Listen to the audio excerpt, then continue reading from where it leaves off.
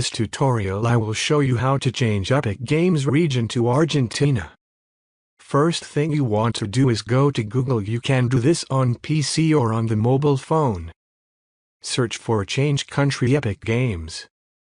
Tap on this search result. It's important to know that you can update your country once every 6 months. Tap on Click here. Now log into your account. Tap on Click here. Scroll down.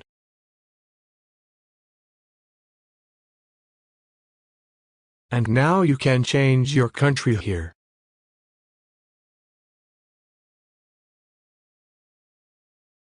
And tap Save Changes.